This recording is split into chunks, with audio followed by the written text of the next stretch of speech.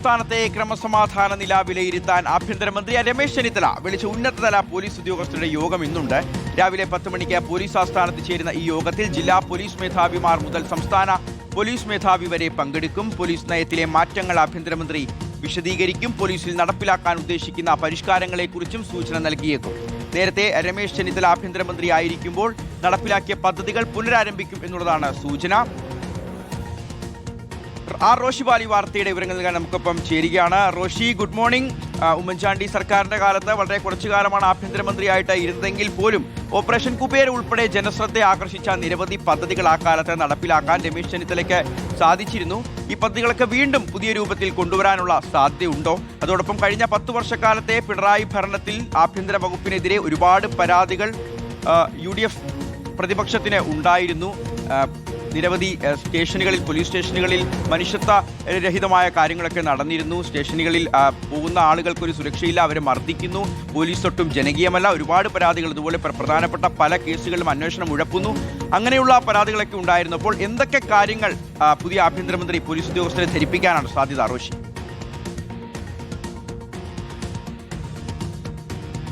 ഷിഹാസ്, ഒന്ന്, സംസ്ഥാനത്ത് പോലീസിൽ സമഗ്രമായ അഴിച്ചുപണി ഉണ്ടാകും. അതേറെ വൈകില്ല. ആ അഴിച്ചുപണിക്ക് മുമ്പാണ് ജില്ലാ പോലീസ് മേധാവി മുതൽ മുകളിലോട്ടുള്ള സംസ്ഥാന പോലീസ് മേധാവി അടക്കമുള്ള എല്ലാ ഉദ്യോഗസ്ഥരെയും ഒരുമിച്ച് പോലീസ് ആസ്ഥാനത്ത് രമേശ് ചെന്നിത്തല അഭിസംബോധന ചെയ്തത്. ആഭ്യന്തരമന്ത്രിയെ ചുമതല ഏറ്റെടുത്തതിന് ശേഷമുള്ള ആദ്യത്തെ യോഗം കൂടിയാണിത്. എല്ലാ പോലീസ് ഉദ്യോഗസ്ഥന്മാരെയും വിളിച്ചു ചേർക്കുന്ന ആദ്യത്തെ യോഗമാണ്. പ്രധാന ഉദ്യോഗസ്ഥന്മാരെ ഓഫീസിലേക്ക് വിളിച്ചു വരുത്തി പ്രാഥമികമായ വിലയിരുത്തലുകൾ നടത്തിയതിനപ്പുറത്തേക്ക് UDFന്റെ പോലീസ് നയം സംബന്ധിച്ച് കൃത്യമായ ഒരു സന്ദേശം പോലീസ് ഉദ്യോഗസ്ഥന്മാർക്ക് ഇതുവരെ നൽകിയിട്ടില്ല. ഇന്നത്തെ യോഗത്തിൽ കൃത്യമായ UDFന്റെ പോലീസ് നിയമം എങ്ങനെയായിരിക്കും, നയം എങ്ങനെയായിരിക്കും എന്നതിൻ്റെ സന്ദേശം നൽകും. എന്തൊക്കെ കാര്യത്തിൽ മാറ്റം വരുത്തണം? കഴിഞ്ഞ ഒരു പതിറ്റാണ്ടുകാലമായി LDFന്റെ പോലീസ് നയമാണ്. ആ പോലീസ് നയത്തിൽ എന്തൊക്കെയായിരിക്കും മാറ്റങ്ങൾ എന്നതിനെക്കുറിച്ചുള്ള സൂചനകൾ, കൃത്യമായ സന്ദേശം ഇന്നത്തെ യോഗത്തിൽ രമേശ് ചെന്നിത്തല നൽകും. ഏതായാലും ആഭ്യന്തരമന്ത്രി മുഴുനീളം പങ്കെടുക്കുന്ന യോഗമാണ്. എല്ലാ SP-മാരും എത്തുന്നുണ്ട്. ഒപ്പം DIG-മാരും IG-മാരും ADG-മാരും ഒക്കെ പങ്കെടുക്കുന്ന യോഗമാണ്. അതേസമയം തന്നെ നേരത്തെ UDF സർക്കാരിൻ്റെ കാലത്തുണ്ടായിരുന്ന പല പദ്ധതികളും പിന്നീട് കൃത്യമായി മുന്നോട്ട് പോയിട്ടില്ല. അതിൽ ഓപ്പറേഷൻ കുബേര ഉൾപ്പെടെയുണ്ട്. അത്തരം പദ്ധതികൾ തിരിച്ചു കൊണ്ടുവരുമോ എന്നതടക്കമാണ് ഏറ്റവും ശ്രദ്ധേയമാവുക.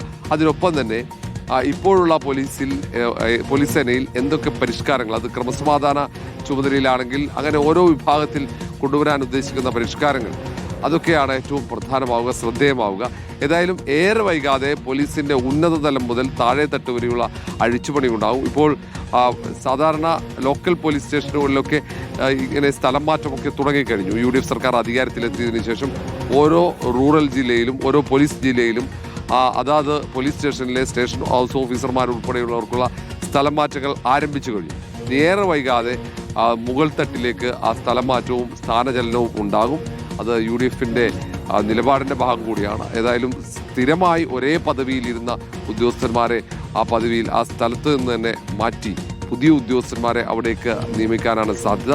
എല്ലാത്തിലും ഒരു സൂചനയും വ്യക്തതയും ഏറെ വൈകാതെ തന്നെ ഉണ്ടാകും. ഷിഹാസ്, ശരി, റോഷിയാണ് ഈ വാർത്തയുടെ വിവരങ്ങൾ നൽകിയത്. സംസ്ഥാനത്തെ ക്രമസമാധാന നില വിലയിരുത്താനുള്ള നിർണായകമായ യോഗമാണ്. ആഭ്യന്തരമന്ത്രി രമേശ് ചെന്നിത്തല മുഴുവൻ സമയവും പങ്കെടുക്കും. ഉന്നതതല പോലീസ് ഉദ്യോഗസ്ഥർ ഇന്ന് രാവിലെ 10 മണി മുതൽ യോഗം ചേരും.